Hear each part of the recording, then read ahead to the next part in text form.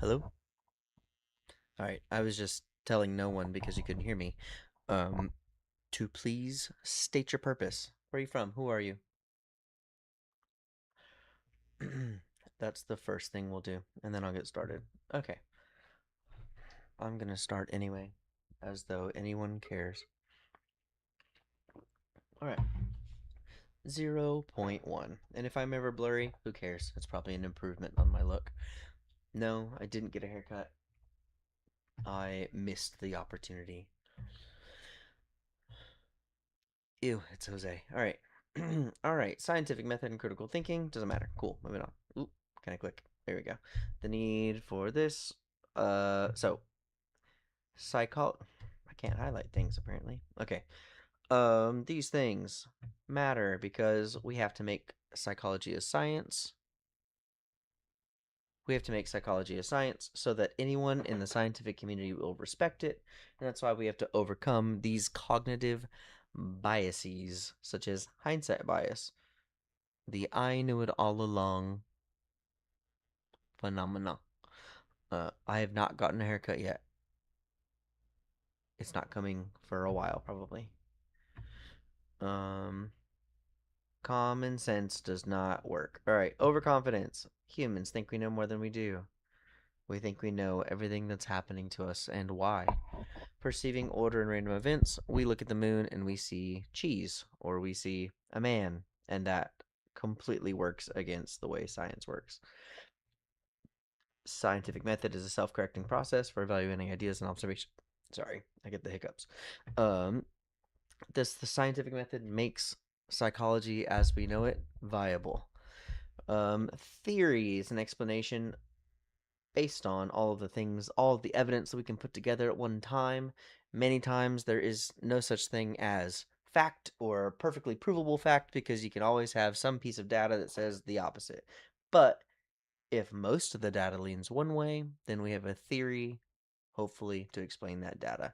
A hypothesis is a testable prediction often implied by a theory. Your hypothesis is what you will have to prove or disprove in your AAQs last part. Okay. Um, Science's point is to be able to predict operational definition, also in our AAQ. What in an experiment is measured and how. If I give you an experiment today, what will I get out of it? What will I measure to make it replicable for the next people? Replication, an obvious next point. Repeated the essence of a research study with different participants in different situations. See whether basic findings can be reproduced. Replicable also kind of means reliable. I think they're relatively interchangeable. Experiment is to establish cause and effect. Manipulating variables, independent variable, dependent variable. The independent variable, I guess that's actually probably coming up. Okay. A case study is an individual or group that is studied in depth, hoping to reveal universal principles. Case studies are important because without them, we wouldn't learn about super, super rare conditions, unique things that we need to know about. Naturalistic observation is when we study somebody, but we don't intervene into their lives because we know that if we intervene, we're going to change data. We're going to get things that don't make sense or make too much sense because our people have changed their behavior because they know we're watching them. Like y'all watching me right now. It's already got 2 likes on it. Heck yeah. All right. Um, Naturalistic observation, watching without interfering, not to be confused with correlational study. Um, in the not interfering kind of way. Not manipulating variables is what makes a correlational study what it is. A survey, incredibly flawed, but necessary because we have to hear what people have to say. We have to know what they say. Random sampling makes it as objective as possible, makes it as good as possible. Random sampling is to surveys, random assignment is to experiments. Cool. Sampling bias is not fraud, fraud's fun though. Sampling bias is a flawed sampling process that produces an unrepresentative sample. An unrepresentative sample. We get sampling bias when we have a convenience sample. That means taking anybody who wants to answer our questions and using their data as though it matters. Um, if we don't do that and we have an equal chance of everyone being chosen, everyone of the population, or um, yeah, everyone of the population being chosen, then we will survive. Logical fallacies don't matter. That was just me. All right. Correlation. Two factors vary together. How much one predicts the other. There's a number for this. If you're in Algebra 2 right now, which I don't think either of y'all are, then you'll be learning about correlational coefficients and linear regression this week. Cool. Um, so correlation, measure of how two factors vary together. We do not manipulate the variables. We just observe to what extent they align.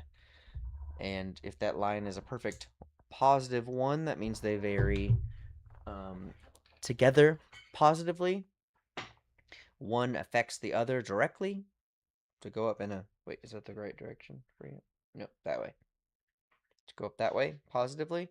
If they have a negative number in front of them, the correlational coefficient of -1, then that means that they are inversely related. So when one goes up, the other one goes down.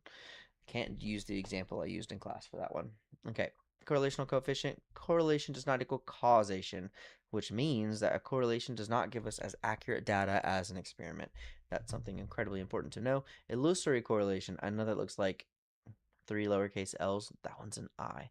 Illusory correlation is perceiving a relationship where none exists. Story of your life, huh?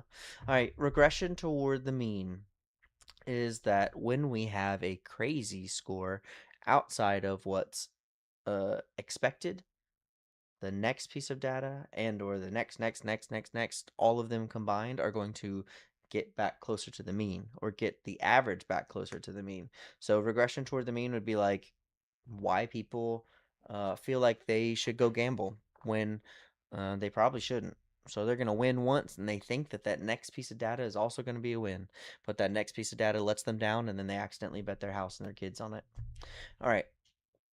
What factors of experimentation are isolate cause and effect? All right, manipulating variables matters for us to be able to establish cause and effect. We have a control group and we have an experimental group, and we need to separate those and change one variable. If we change more than one variable, then we end up with confounding variables. And we did it to ourselves and we're stupid. So as experimenters, as scientists, myself included, we have to change one variable at a time. That's how we establish cause and effect. And the way that we make sure that we eliminate bias, which would ruin our experiment, is by random assignment. Everyone has an equal chance of being put in the control group or in the experimental group. The control group, we're controlling that variable. We are not letting that variable interact with the scenario. That's why it's called control. The experimental group is the one that receives the independent variable. Cool. Single blind procedure is when the participants do not know if they're in the control group or the experimental group, but the experimenter does. And that can lead to bias, accidental bias. So what's best is to have people who have no clue what's going on do a double blind procedure where both participants and experimenters do not know who is in which group, because we're trying to get objectivity and predictability from our data. Placebo effect is when expectations lead to results. So let's say you are taking a medication, but it's not actually a real medication. It's a sugar pill or something to make you think that you're having the effects. That's the placebo effect. When something happens just because of your thinking. Independent variable, IV is another name for it. X on a graph is the factor being studied. We're looking for its effect. It's the introduced variable. It is the thing whose effect we are trying to measure. Cool. Confounding variables are anything other than that affect the results. We try to eliminate those by controlling the environment of the control group and the experimental group. If we don't control the environment of the control group, then we're letting confounding variables muddle up our data. Cool. Dependent variable is the outcome that is being measured. That's not even me reading that. I said that from my brain. That changes when the IV is manipulated. just for your knowledge, I have no other notes around me. So it's literally just the slides in my brain. That's how smart I am. Okay. Dependent variable, the outcome that is measured that changes when the IV is manipulated. It is the effect that's being measured. It is our y-axis of a graph. So when we're building bars in a histogram or something, it is our y-axis. Hopefully, you all know what an x and a y-axis is by now. Um, Thanks, Jose. Validity. Validity is to what extent an experiment measures or predicts what it aims to. If I give you a test over Unit 1, but you end up having questions only from Unit 4, that's unfair, and I screwed my students, and that's not good. Okay. Reliability is if it gets consistent results. If we have this experiment tomorrow, and the next day, and the next day, and the next day, will we still get similar results? We're almost done with Unit 1. We're getting there. How would you know which research design to use? We have quantitative research and qualitative research. To some extent, this doesn't matter for your test, and that's cool. I'm gonna move on. 5 people watching. It's a miracle. Say who you are in the chat. Announce yourself. I already know who Ashley and Jose are. Okay. Informed consent. We are into another part that's on our AAQ. Our AAQ has questions on it, one of them being ethics based. Which particle of ethics did the experimenters use? You read a little bit, you go straight to the method section, and you see what they did, who they told what. Um, so, um, yeah. Informed consent is the first one. You got to tell people what you're getting them into. Make sure that not too much harm is done. You don't want them to cry in the middle of experiment and then after sue you. So that's why we also have debriefing. Debriefing needs to happen so that people don't feel like they were treated unfairly, because we also have to appease the APA gods, and the APA gods test your experiment, not test it. They look at what you wrote up about it before you did it, and then they say you can or cannot do this, and you need to make sure that these 4 things happen to make that happen. Cool. Skipping. Standard deviation. I need to figure out how to draw on here. I don't know how to do that yet. I'm just a baby. All right. Standard deviation is a computed measure of how much scores vary around the mean score. If you have a mean that's pretty tight and really peaked, then you have a tight standard deviation, but also that means your data is good, which is good. If everyone's getting the same result, then you did your job as an experimenter to make a reliable experiment. Cool. Normal curve. It's shaped like that, shaped like a bell. Normal bell-shaped curve describes the distribution of many types of data. Inferential statistics is the guesses that we can make about that population after. I'm missing a parentheses right there. No one told me. 2 years. Meta-analysis. Meta-analysis is studying multiple studies to try to find overall conclusions and things that we can do. If I ever say something funny, just put a haha in the chat or something. I'm dying here. All right, statistical significance. How likely a result occurred by chance, also known as p-value. If it's 95%, then or higher, then you're good, and that means that your data didn't occur by chance. It's statistically significant. It could be the question that they ask on the AAQ. Could be the question that they ask on the AAQ. Is that's the data thing we talk about. Explain the statistical significance of that p-value. Kill me now. All right, effect size is the strength of relationship between the 2 variables. That correlational coefficient, which was back here. Correlational coefficient, it's a number between -1 and +1. The closer it is to -1, the stronger that relation. The closer it is to +1, the closer that relation. Doesn't matter if it's positive or negative. The point is that the 2 things vary together, and that is also known as our statistical significance and effect size. So if our data is 1, straight up 1, then there's definitely a strength in that relationship between those 2 variables. Descriptive statistics, histograms, mean, median, mode. Mode is the most occurring number in a data set. Mean is the average. Hopefully you don't have to calculate that because I know that all of you stink at math, but um, maybe you have Desmos. Who knows? You definitely have scratch paper. Use your scratch paper. Mean, median, mode. Mean is the average. Add up all the numbers, get a total, divide it by the number of scores.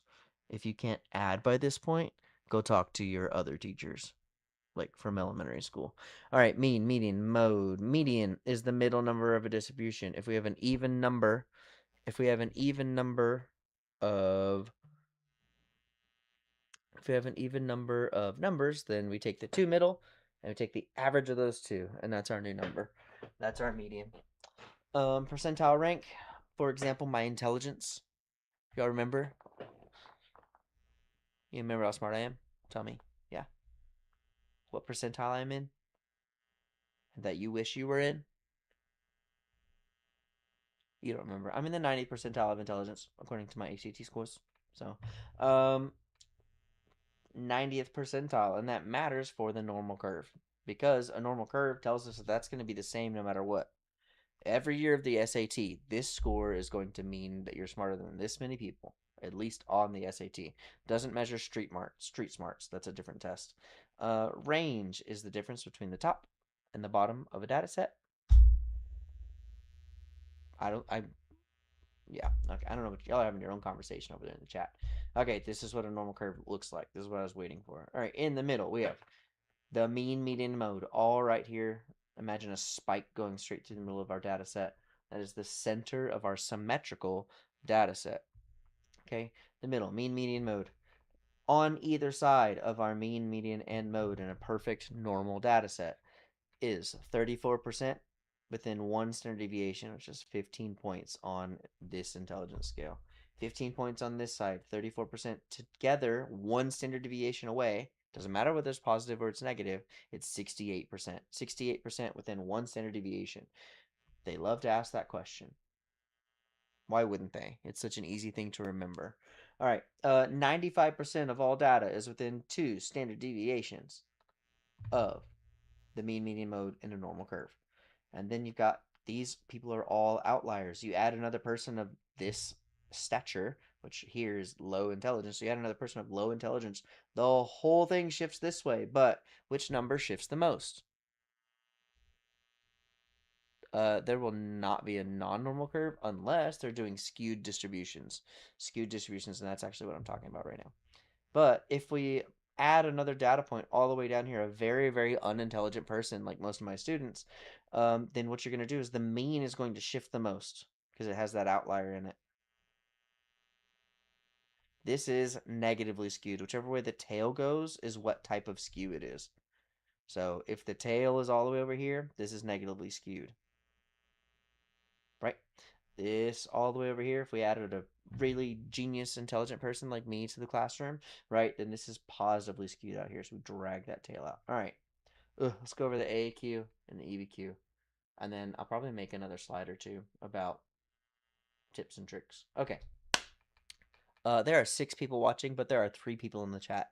Ooh, 7 people watching. Whatever. All right. That means we must work harder. New mantra for myself. No one cares. Work harder. All right. AAQ is your article analysis question. I learned today, that you can flip back and forth between the AAQ and the EBQ. You have 70 minutes to write both of them, but you can flip back and forth, which is good and bad. Good. I won't talk about it. You know why it's good and bad. All right, here we go. On the AAQ, you have 1, 2, 3, 4, 5, 6 bullet points. They will be separate boxes on your test. Wait, have y'all not seen my screen this whole time? You can, right? Okay, you can see it. Never mind. Because the live stream that I have, I'm like watching it on YouTube, is showing 0.1 still, and I would die. Okay, anyway. Whew, I got confused. I saw a squirrel. All right, AAQ, article analysis question. The shiny thing in front of me right now.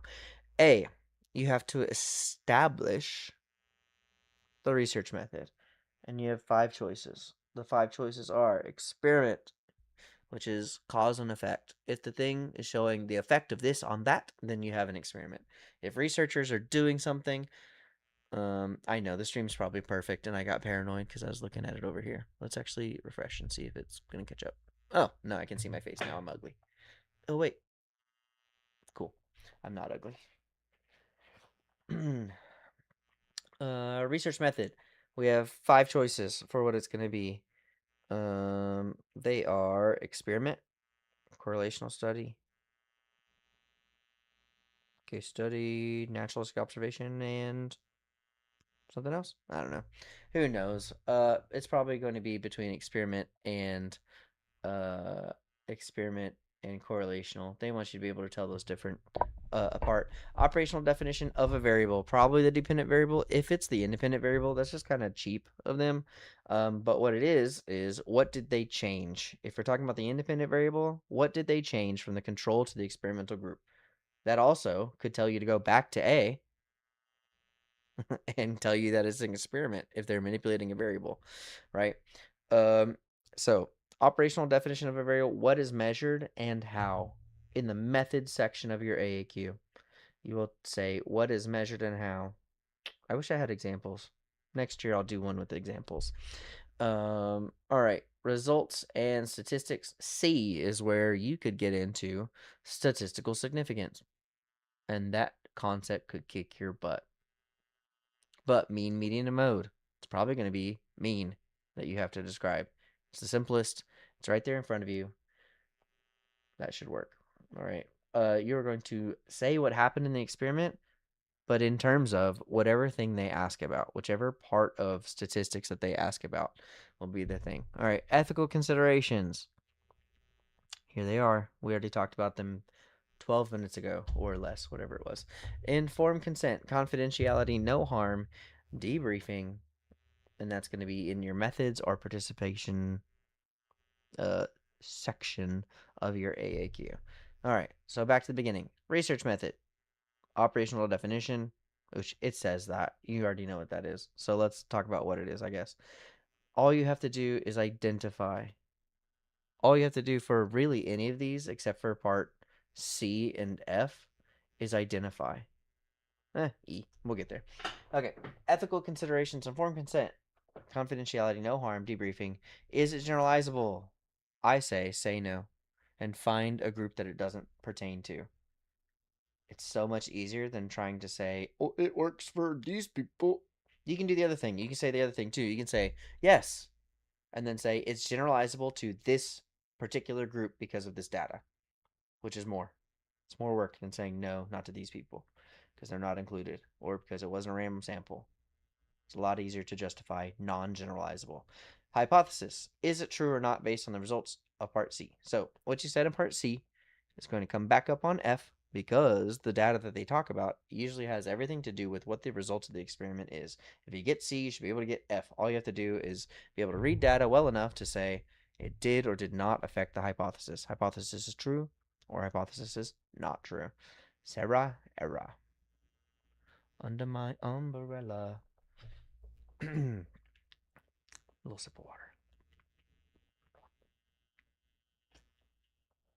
Okay. EBQ.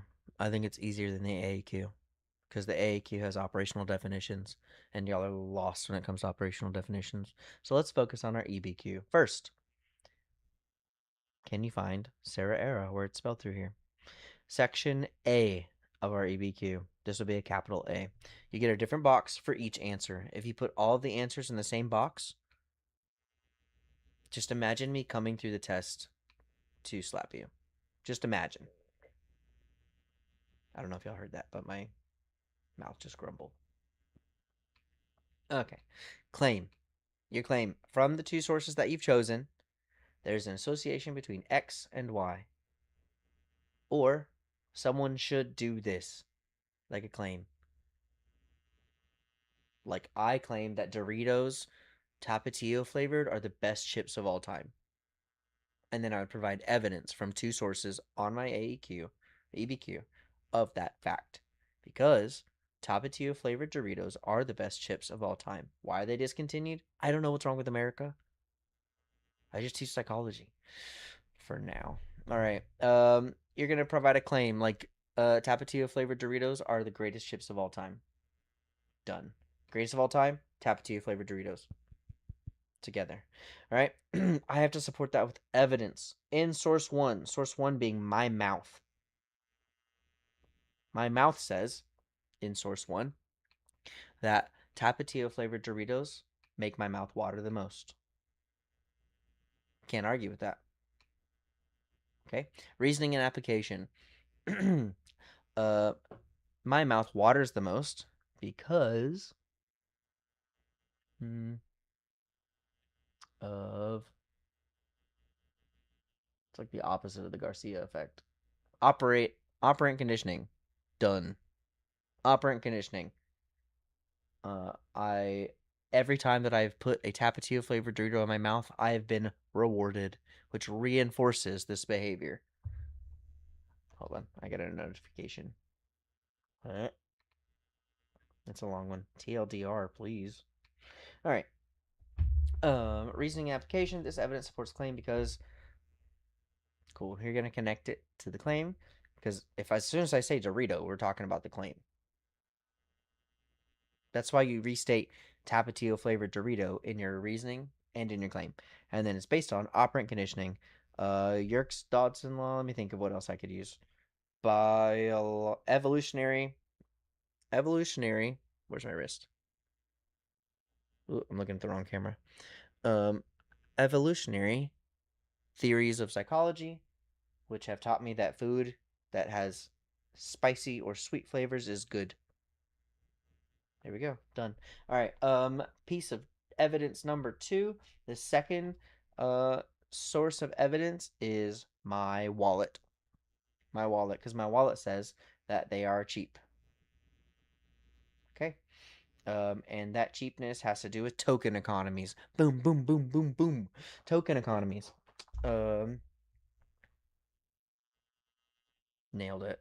I destroyed it. Okay. And the way to be successful on our EBQ is to write down every term that we see or think of or came into the test already knowing and potentially a definition to go with it from all of the multiple choice. We have 75 questions in 90 minutes.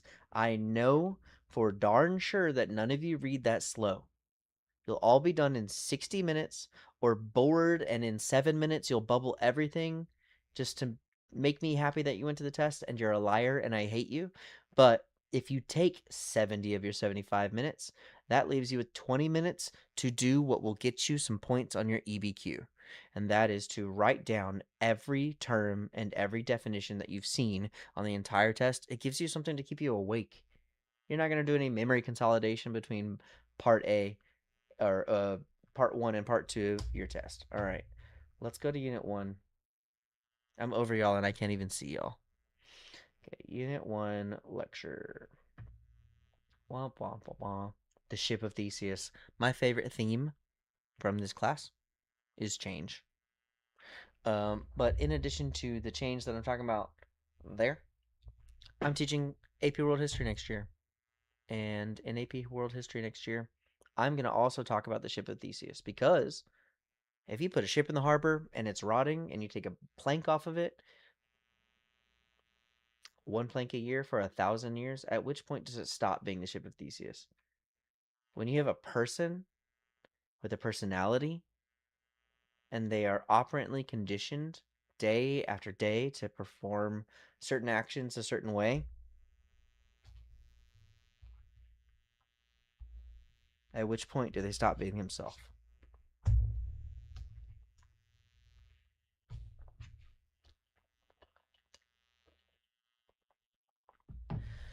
Natural selection. Evolutionary. Yeah, I do love the ship of Theseus. All right, natural selection. Darwin's principle that inherited traits that aid in survival most likely be passed down to succeeding generations. Cool. Genes passing down. Like Sydney Sweeney. Evolutionary psychology is that school of thought. Cool.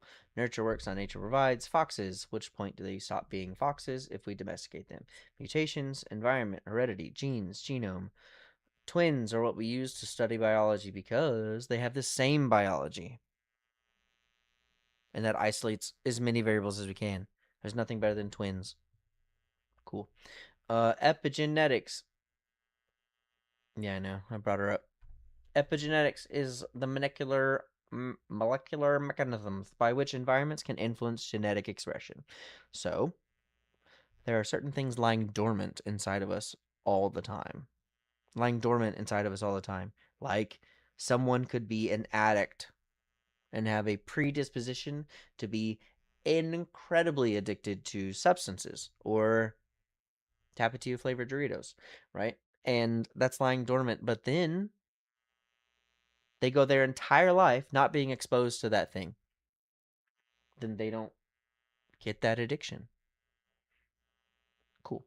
But if they are exposed to it and they have that predisposition genetically from their parents who also love Tapatio flavored Doritos, then they are going to have that gene, nice snap, click, and show itself. Just like uh, phenotypes, right? That's kind of the term from biology, I think.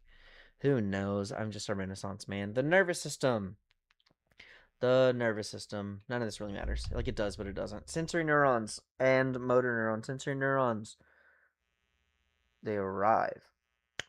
They arrive at the brain. They are what happens when you're touching something, or it's touching you, or temperature, right? All of those kinds of things which are handled in the pons. All right.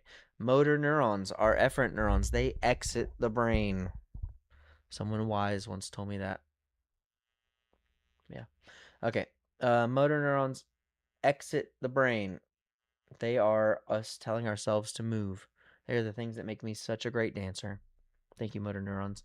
Interneurons are neurons within the brain and spinal cord that communicate internally and process information between the sensory and the motor outputs. That just means they're the things that go in between. Cool. Oh, wait. Let's look at the numbers of them because that's interesting. A few million sensory, like that's where the nerves go out and they touch like your fingertips. There's a few million of those. A few million motor and billions of interneurons. Right? You think about how much space a human takes up and how much space the highway takes up. That's kind of what we're talking about, right? Sensory neurons move on that highway. That's a group of people.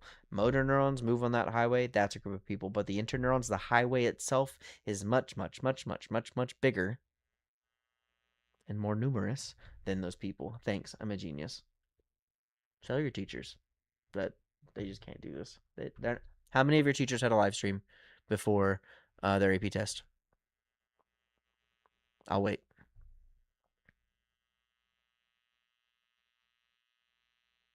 Uh-oh, I lost 2 viewers when I was doing that. Let's not wait. Okay, the peripheral nervous system. We have the somatic nervous system. The skeletal nervous system controls the soma means body. Um, soma means body. That's what we need to know there. Somatic nervous system, automatic nervous system has the sympathetic and the parasympathetic nervous systems. All right, sympathetic nervous system speeds you up, fight or flight. When you are stressed, you are living in a sympathetic nervous system state, and that's not good because it shuts down all the things that your body doesn't need. So, if we had a if we had a scenario of a person who has their adrenaline going, right? We might be asked about the sympathetic nervous system. If we talk about somebody's digestion shutting down, we are talking about the sympathetic nervous system, the parasympathetic nervous system, right? How many times a day do I have to say para to everybody in my room? Specifically, students who shall remain nameless. Um, I do, and that means stop it. Para means stop it. So that's the stop it nervous system. It's the one that slows us down after we've been sympathetically sped up by our environment, or psychosomatic, right? You can psych yourself into a panic attack. Start hyperventilating right now. Maybe tell your parents first. Okay. Um, the central nervous system is the brain and the spinal cord. Spinal cord is a two-way highway connecting the peripheral nervous system to the brain. It's a two-way highway. I didn't even know about this slide, and I described it as a highway already. Didn't even know about it. I described it as a highway already. My brain, my glial cells or something. All right, spinal cord reflexes, simple automatic responses to sensory stimulus and pain reflex. Cool. That means if you touch something, it doesn't communicate with your brainstem. Just happens. Pause. Draw the neuron. I can't. I don't know how. Parts. The neuron is a nerve cell. It's a building block of the nervous system. Bet you didn't know that. Cell body. The soma. That's where the DNA or RNA of a thing would be. I don't know exactly what a nerve cell has. I'm not an actual psychologist or a neuroscientist. I just play one on TV. Cell body, the soma, dendrites, a neuron's often bushy branching extensions that receive and integrate messages, conducting impulses towards the cell body. Those dendrites. It's really cool to watch them. They catch something and they go. It's really cool to send that message. And that message continues down the line until it stops. We have agonists and antagonists to make it speed up or stop. Myelin sheath and axon. Axon is the fired portion of it, right? Imagine it the chamber with the bullet in it. Sorry. Is that okay to say on? I don't know. It's not made for kids. Who cares? Myelin sheath speeds up. It's the catalyst. Anybody know the word catalyst from chemistry? If you don't know, now you know. The myelin sheath is the catalyst. I guess it's not really the catalyst. No, it is catalyst. It speeds up that reaction. Cool. And then that electrical signal, that action potential, is basically, if we're still talking about chemistry, that would be the limiting reagent. That's the thing we run out of first in in an experiment, in a firing of our neuron, and then after that happens, it has a refractory period. It's got to get back to the right polarity to fire again. Guns don't literally shoot bullets in the form of lasers, right? That would be constant flow. They have to fire, expend, cool off, right? And then rack the next bullet. That's assuming that it's even that sophisticated of a gun, you know? Glial cells are cells in the nervous system that support, nourish, and protect neurons. More glial cells equals better brain. Guess who had a lot of glial cells when we looked at their brain? I'll put it in the chat. I'll keep moving. Action potential, the neural impulse, a brief electrical charge. That's why when we all held hands in class, I don't know if y'all remember us all holding hands in class. When we held hands in class and then I touched the little ball that makes noise, we all have electricity inside of us. If you don't, then we'll call you Sparky. All right, threshold, refractory period is that reloading. A all or none response is like flushing a toilet. Albert Einstein. Wait, did you Google it? It was Albert Einstein. It is Albert Einstein, but now I'm suspicious because you have the whole internet right there. Synapse is the synaptic gap or cleft. That is the gap between the axon tip of the sending neuron and the dendrites of the receiving neuron. It's a well-oiled machine. Glial cells are the oil. All right, here we go. Neurotransmitters. I don't think I even have them on these slides, but we can talk about them. Okay, neurotransmitters are chemical messengers that cross the synaptic gap. They are the messages that go across that gap. Reuptake is when we send all of those out there, not all of them get picked up. It's like if you're drinking from the hose. You're not going to catch all the water. But the reuptake is that we have a bowl underneath that water and we catch it and we put it back in the hose so we can use it again later. Gosh, I'm a genius. What an analogy. Endorphins agonists are a molecule that increase a neurotransmitter's action. Yep, a lot of glial cells in Albert Einstein's brain. Antagonists, it's not protagonist, it's just agonist. So one of my students said that. They might be here right now. I won't say anything. The endocrine system is the body's slow chemical communication system. It works just like it. It's just way, way slower because it's got to send messages over time, like hunger. Your brain doesn't just flip a switch on hunger. It does.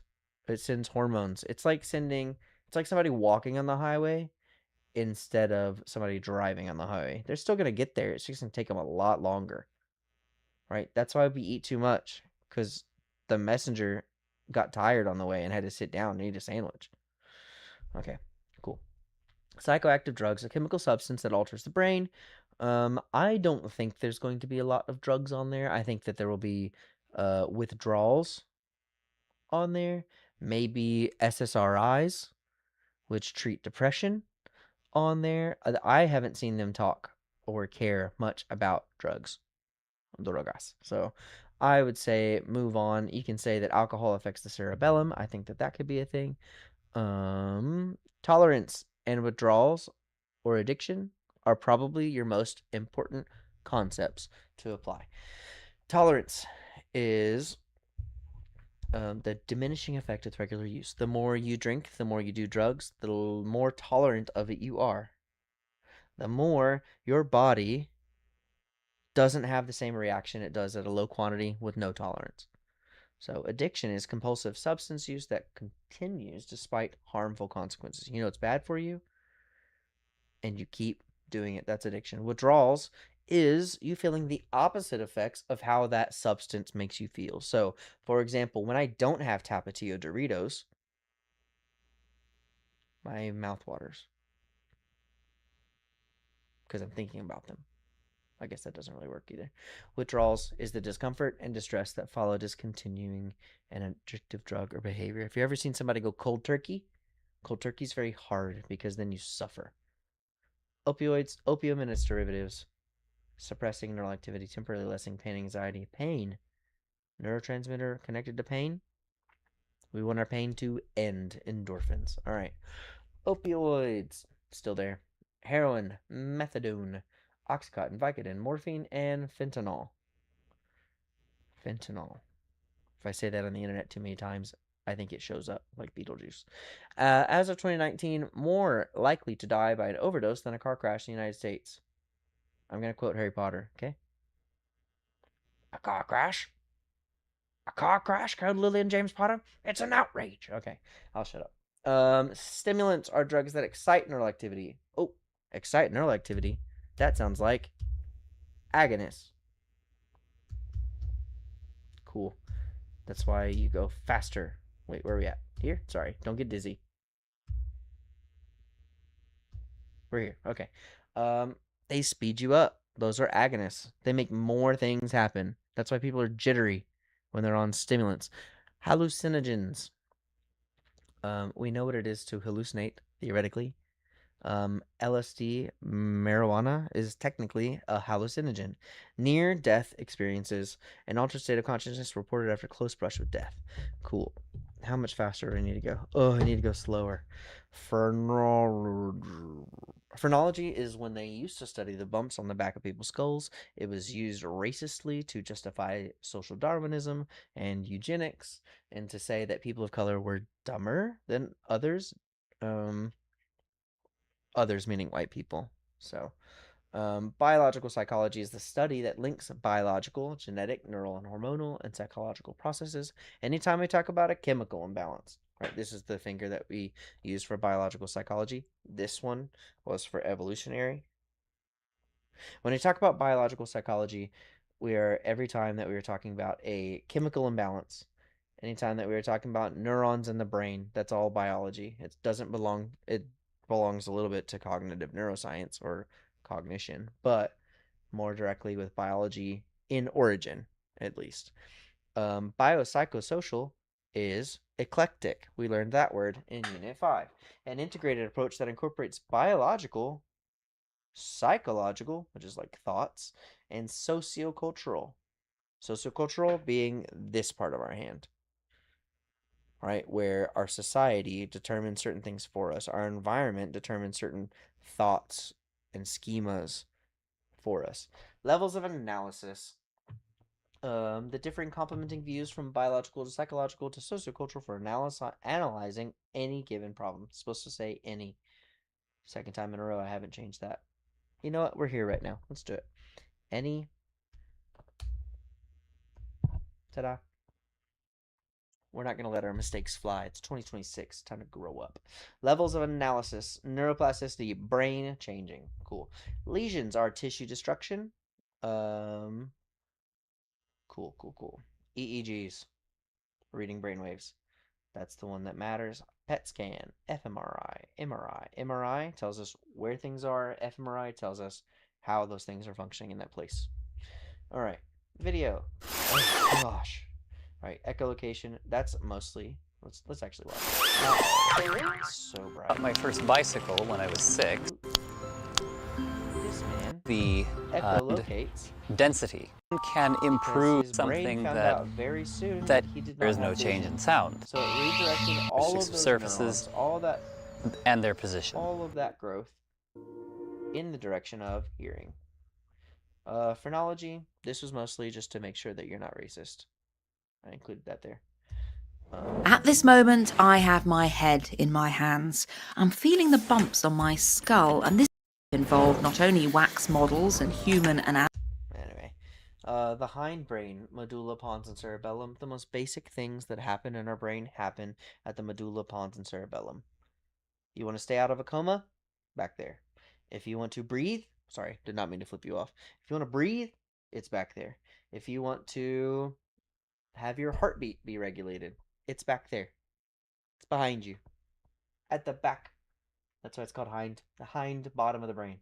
Medulla, pons, reticular formation. All right, midbrain, top of the brainstem, hindbrain and forebrain controls some motor movement, transmits auditory and visual information. The forebrain is the cerebral cortex. That's the top layer. That's the walnut. Remember, y'all's are all smooth. Thalamus and hypothalamus. Complex cognitive activities, sensory and associative functions, voluntary motor activities. The brainstem. Oof, like I said, the bottom, if you are going into baby brain ever, let's say that you're struggling with life and you scream and you cry and you throw a fit, you're going into baby brain and everything that's controlling you is basically your hypothalamus and then this stuff down here. All right, the medulla cross wiring happens here when stuff switches from the left side to the right side. Thalamus is your sensory control center, top of the brainstem. It sends messages to sensory receiving areas in the cortex and replies to cerebellum and medulla. Reticular formation, nerve network travels through the brainstem into the thalamus, filters information, has a role in controlling arousal, and not that kind of arousal, you dirty people. It's the kind of arousal that has to do with how awake are you. For example, right now, I'm practically dead. So my reticular formation is working overtime to keep me upright. It's like a weekend at Bernie's, but I'm all three people. All right, cerebellum is your hindbrain's little brain. It literally means little brain. That's why they say little brain right there at the rear of the brainstem.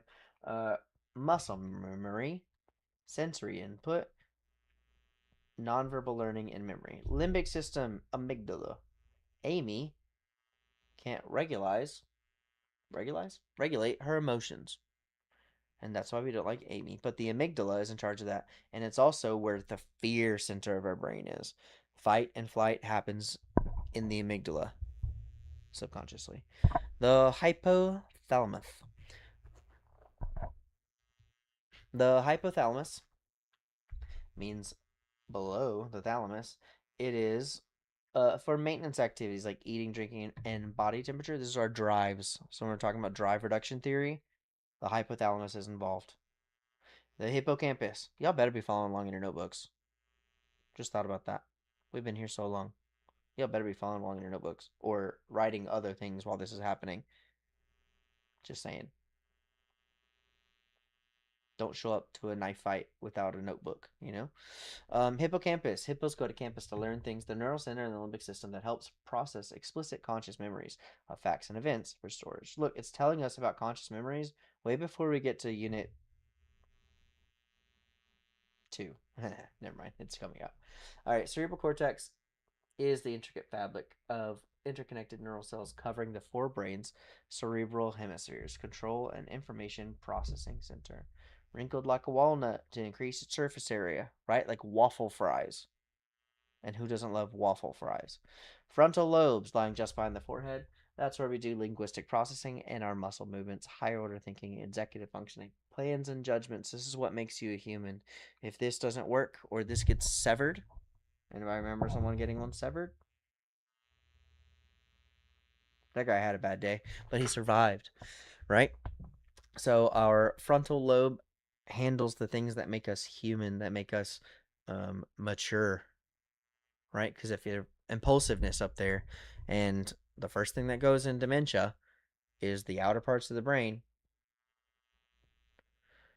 when you have those things start to go away, You become impulsive again as an old person, and you say things that you probably wouldn't say if your ego was there to stop you.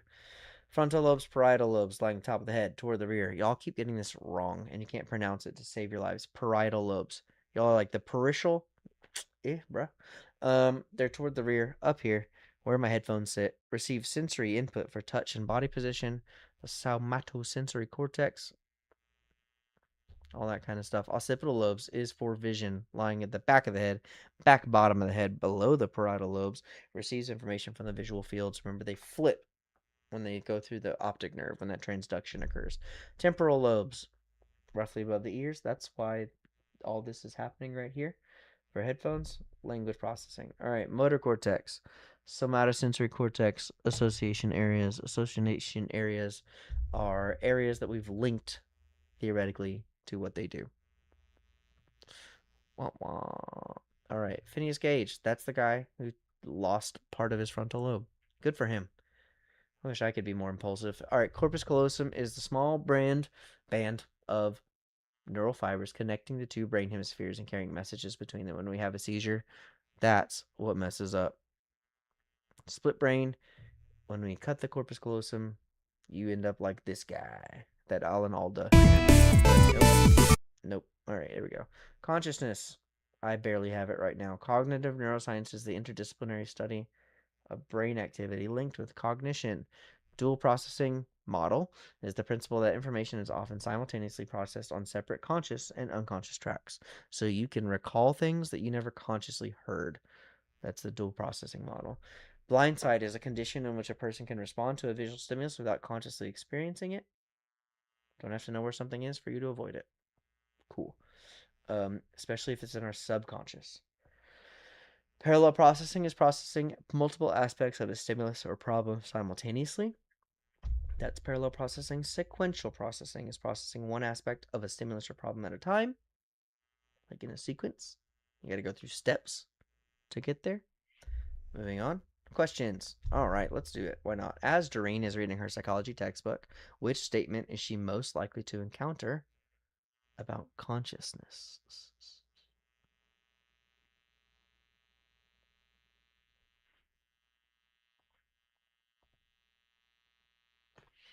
Pretty sure the answer is D.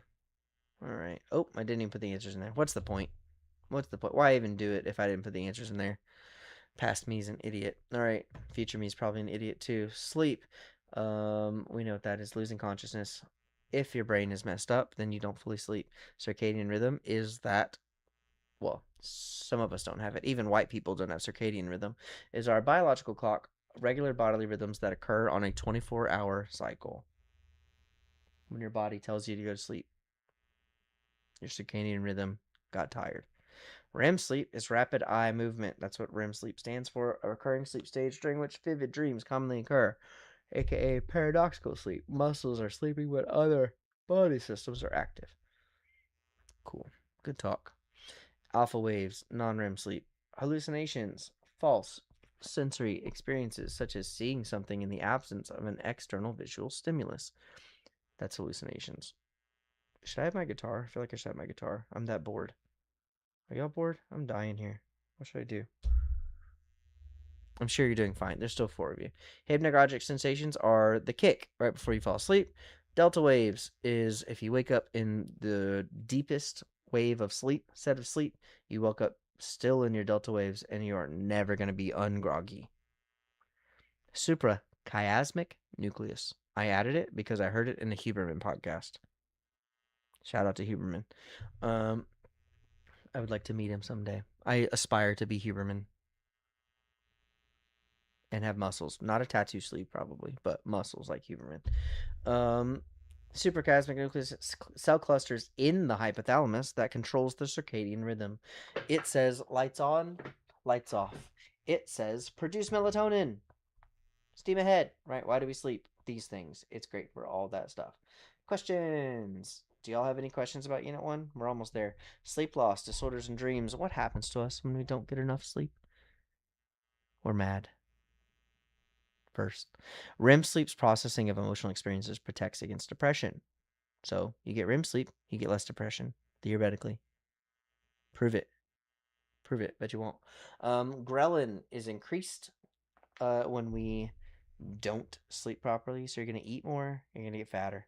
Cortisol, stress hormone that also tells body to make fat. So you don't sleep, you're going to get fat because you're hungrier and you're more stressed. Hungry, stress, fat. Hungry, hungry hippos. All right. Disrupts gene expression. So our epigenetics, if you end up, let's say that you work really hard to get good at guitar today and you don't sleep properly, you're not going to have it tomorrow as a stepping stone that you can use to get even better. Higher risk of heart disease. Sleep good, no heart disease. All these things actually matter. Like there's potentially things on the test. So I'm not telling you BS just to run you around. All right, we have Jose, we have Ashley, we have Ashton, and we have a stranger. Who's the other one? Ashton, Ashley. Sorry.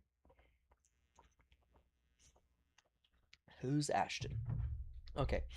Um, I think I was thinking about Ashton Kutcher earlier. I think that's literally what it is. Okay. Narcolepsy is falling asleep. Insomnia is repeated problems. It's in the DSM-5. Sleep apnea. I'm gonna make myself bigger. I think I'm worth it. Okay.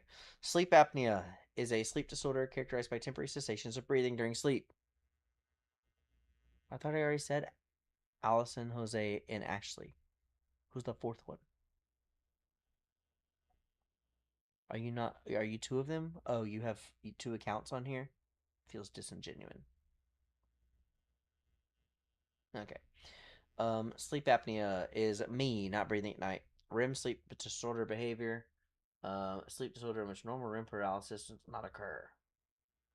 And you act out your dreams. You punch all the people around you. Dreams. A sequence of images, emotions, and thoughts passing through a person's mind. Or whatever. Oh, I thought I said Allison. Maybe I said Ashley twice. Trauma, music, vision loss, media experiences. We dream these things. Um, I'm not going to get into that. It's relatively unscientific and tough to measure and watch. Freud did a lot of it, and he thought it was super important. Two-track mind continues to process, therefore, real things around us make it into our dreams. So that's why that answer was D back in the day. Why we dream to file away memories? Maybe, maybe, maybe. All theories. Who cares? REM rebound. REM returns when you sleep. All right. Theories of dreaming. They might matter. Activation synthesis is REM sleep. The individual's brain is weaving the stories, which still tells us something about the dreamer. Um, Random visual memories, which our sleeping brain weaves into stories. I think it's more of our brain making. Oh, it was a stranger. Oh no. Well, someone will come back. Physiological functions doesn't explain meaningful dreams. Yeah, I think that we're just making there's activation stuff happening in our brain, and our and we're just making sense of it. We're adding images to it. We're like, well, might as well do something. Cool. Questions. Blah. Sensations in this unit too. Ugh, kill me. Okay, sensation is the process by which our sensory receptors and nervous system receive and represent stimulus energies from our environment. That's us feeling. Sensation is feeling. Perception is how we feel about it. Ta-da, I'm a genius again. Bottom-up processing is information processing that begin with the sensory receptors and works up to the brain's integration of sensory information. That was a lot of words. Bottom-up processing is working from seeing a beak, seeing feathers, and then at the end, after you've analyzed all the evidence that you have, saying that it's a chicken. Finally. Top down processing is being told that it's a chicken, therefore you see a chicken. If you don't see a chicken, maybe there's something down with your processing skills. Transduction is conversion of one form of energy into another. In sensation, it's when our sensory energy gets turned into electrical energy so the brain can read it. We've described the brain as a person sitting in a room, but it's a padded room and the door's locked. And it's a sensory deprivation chamber. And somehow that brain's got to interpret all the things that are happening outside of the room. The communication is through electrical signals. Absolute threshold is the minimum stimulus energy for you to detect a stimulus. At which point do you notice the knife in your back? How much pressure did it apply first? Right? Or was it literally the person breathing on your neck that did that to you? Absolute threshold. Did that signal detection theory, a theory predicting how and when we detect the presence of a faint stimulus and a background stimulation? Stimulation assumes there's no single absolute threshold and that detection depends on a person's experience, expectations, motivation, alertness. Have they been trained to notice that they have a baby crying, or have they not? Priming is the activation, often unconsciously, of certain associations, thus predisposing one's perception, memory, or response. Cool. Um, Weber's law is the math for difference threshold. Difference threshold is how different something has to be than its former self for you to notice that it changed. For example, if we're doing even change blindness, how big does the gorilla have to be for you to notice that it walked through the the video? Sorry, that's inattentional blindness. Weber's law is the math for difference threshold. Sensory adaptation is you not noticing that your room smells like poop. All right, top down. No one cares. No one cares. No one cares. Hello there, everyone, and welcome back to the Mr. Cool. Sin channel. Today, No, we are starting Unit Is 3. the last thing. That's probably why. I think it's the last slide. Is it the last slide? Oh, I pressed escape, and all it did was do this. I broke it. Hello there, everyone. No, go away.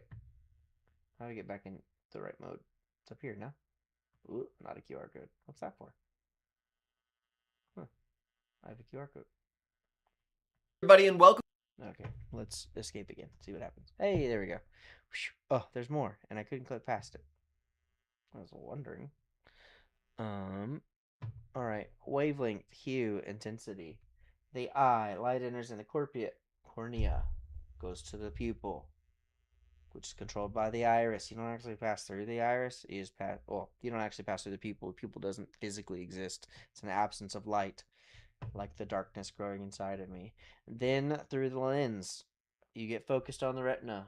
The rods and cones in the fovea do transduction, and then you go out the optic nerve to the occipital lobe.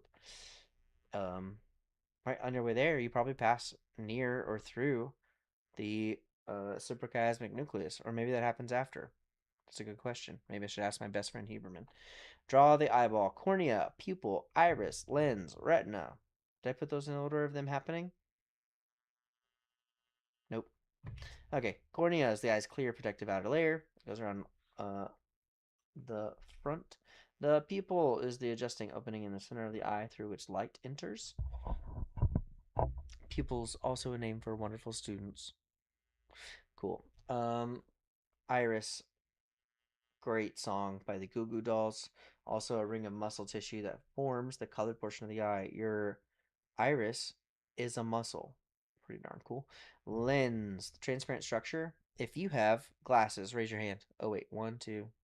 All three of you wear glasses. Wait, no, Jose doesn't wear glasses. You don't wear glasses. Never mind.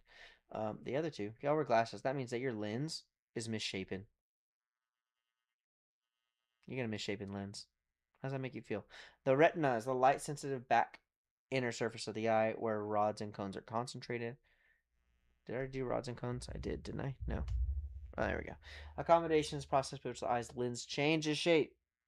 So your eye's misshapen, or it doesn't change properly. That's why it'll start. You can see and you can focus on here.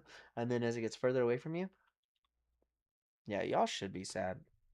Like I said in class, we just let everybody survive now, you know? All right, rods and cones. Rods are for if you're a prey. If you're a prey, if you're something that people eat or animals eat, you have a lot more rods. Deer, for example, their eyes are very complicated. Their eyes basically work from horizon to horizon, sideways slits. Okay, that sideways slit allows them to see the entire horizon. They have 180-degree vision. 270? Might be 270. That sounds right now. Don't Google it. I don't want to be wrong. Um, and they have much more rods because rods detect motion.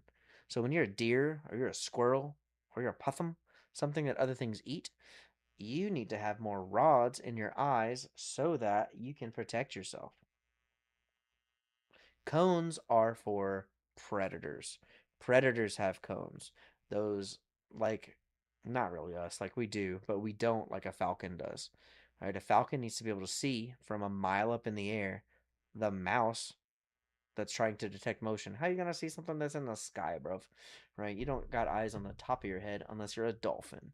Okay, blind spot is where the optic nerve goes into or out of the back of the eyeball. That's where the optic nerve goes. The fovea is that focal point. Fofo, right? Fofo. Fovea. Cool. Color processing. 2 theories. Opponent process. Red, green, blue, yellow, white, black. Should have done a Stroop test. That'd have been fun this year. Young Helmholtz. I love German names. Trichromatic 3-color theory. You got 3-color theory or opponent process theory. You can use one of them if there's a vision thing on an FRQ. All right, frequency, the number of complete wavelengths that pass a point in a given time. Pitch. I'm listening to thunder. Somewhere, sometime, y'all can all hear the same thunder as me. Middle ear. A chamber between the eardrum and the cochlea containing the 3 little bones. Cochlea, a coiled bony fluid-filled tube in the inner ear. The inner ear is the innermost part of the ear containing the cochlea. Okay. Sensory neural hearing loss. Brain doesn't communicate with the ear. Period. End of the story. Conduction hearing loss is when your process is physically interrupted. Physically. Conduction. Cool. Cochlear implants is what we do to overcome sensory neural hearing loss. When I finish Unit 1, I'm probably going to be done for the night, guys. Theories of hearing. Place theory. The questions about the eyes will be about function, not about position. So they should theoretically, as it says in the course and exam description, questions about eyes or ears should be about function. So hearing loss, conduction hearing loss, and sensory neural hearing loss, potentially. Place theory, frequency theory that describe hearing, yes. But will you have a question about where it shows a cochlea and it says, what is this? Shouldn't be. Shouldn't be like that. If it is, tell me. All right. Gate control theory. Y'all suck at this. You always say control gate or something wrong when we do Jeopardy on it. Gate control theory is the theory that you have the ability to turn off the pain that you're feeling. I wish it was that easy. Gustation is our sense of taste. Olfaction is our sense of smell. Kinesthesis is our movement sense system for sensing the position and movement of individual body parts. So think of thalamus to parietal lobe. Vestibular sense is our sense of balance. You fall over, vestibular sense. All right. Embodied cognition. Our senses interact. Oh yeah, think about olfactory and gustation. How much if you plug your nose you can eat anything, or vice versa. Plug your mouth you can smell anything. I don't think that's the way it works. Anyway, they are related. Embodied cognition is the influence of bodily sensations, gestures, and other states on cognitive processes, preferences, and judgments. Oof. Wernicke's aphasia. We're gonna watch it. Wernicke's aphasia. Left temporal lobe. Hi, Byron. How are you? I'm happy. Are you pretty? You look good. What are you doing today? We stayed with the water over here at the moment and talked with the people for them over there. They're diving for them at the moment. They'll save in the moment. He'll have water for. Yes. So he doesn't understand what you're asking him, and he can't express himself in a way that you would be able to understand him either. Broca's aphasia. Broca, Boca. Mind-mouth connection is interrupted. Wernicke is mind understanding connected. This is Broca Boca. Yes. So how are you doing today, Kent? He's very aware of what's happening to him. Okay. And why he can't be understood. Alright, I finished Unit 1. I think I'm done for the night. I did not have a very good weekend. So I need to be done. All right. I'm going to stop streaming. If you have any questions, you always have a chance to ask me. You can message me on Remind. You can comment here. I still have a whole day. I can cover anything that you want me to cover in the next stream, which I'm going to try again tomorrow. If I don't stay up waiting for me. Plan is 6 o'clock again. Have a good night, guys.